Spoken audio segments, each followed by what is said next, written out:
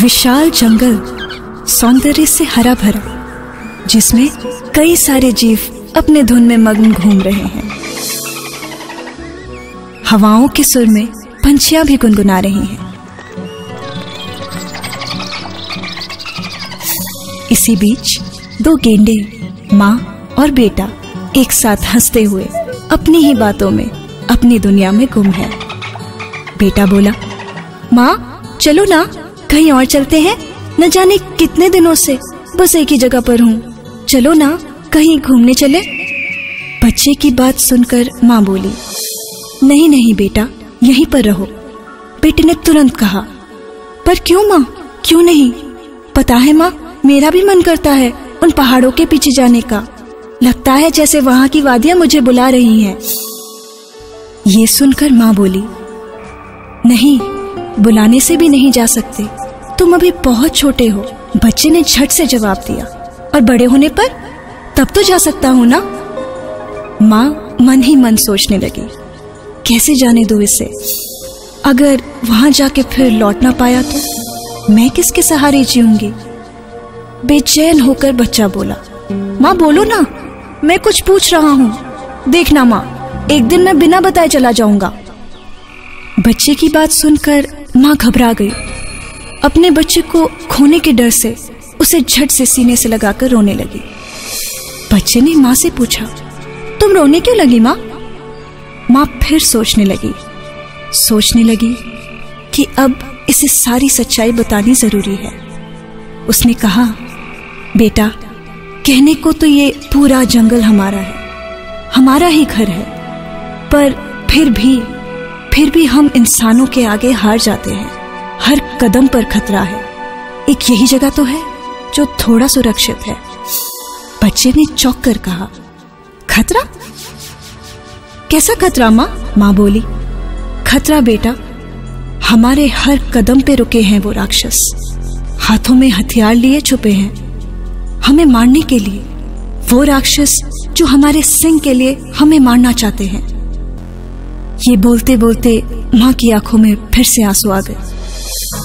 बच्चा डरते हुए अपनी माँ से लिपट गया और पूछने लगा, हमको ये क्यों मारते हैं माँ? हमने किसी का क्या बिगाड़ा है? माँ बोली, कुछ भी नहीं बेटा, फिर भी न जाने क्यों हमें इतनी बेरहमी से मारते हैं। सिंह, हमारे सिंह के लिए। न जाने हमारे सिंह से हमें मार के किसकी प्यास बुझती है। न जाने क्यों हम ही इनके गोलियों का शिकार होते हैं हर बार। बच्चा सहम कर माँ से बोला, माँ तो मेरे पिता को भी क्या इन्हीं लोगों ने? हाँ बेटा, माँ ने कहा, तुम्हारे पिता भी इन्हीं लोगों के शिकार थे। सिर्फ तुम्हारे पिता ही नहीं, हमारा पूरा परिवार, सबकी हत्या इन्होंने ही की है। अब ये सब कुछ जानते हुए भी बेटा बताओ, मैं तुम्हें कैसे जाने दूं? तुम्हारे सिवा मेरा है ही कौन? बच्चा डरते हुए चुपचाप अपनी माँ के सीने से लिपटा रहा। घना हरा भरा जंगल जैसे खामोश हो गया था। जंगल को भी माँ बेटे का प्यार देख के सुकून मिल रहा था, पर तरस भी आ रहा था कि तभी जंगल की खामोशी बाधित कर अचानक से गोलियों की आवाज आने लगी। और देखते ही देखते माँ के शरीर को एक गोली जा लगी। माँ का शरीर खून से लथपथ हो गया। वो बच्चे को कुछ बोलना चाहती थी, कुछ कहना चाहती थी, पर कह ना पाई। और माँ ने भी आखिर दम तोड़ ही दिया।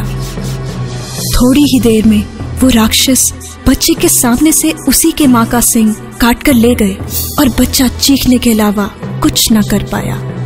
वो बच्चा, उसे तो कुछ पता ही नहीं चला कि अचानक से क्या हो गया। मानो जैसे उसके सामने अंधेरा छा गया। माँ के शरीर को पकड़ के वो बस रोता रहा, चिल्लाता रहा, माँ माँ माँ। यही आवाज जंगल में काफी देर गूंजती रही और फिर खो गई। हम इंसान सभी जीवों से बुद्धिमान हैं।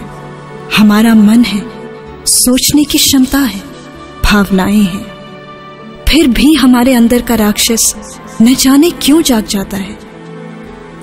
क्यों हम एक के बाद एक गलत काम करते हैं?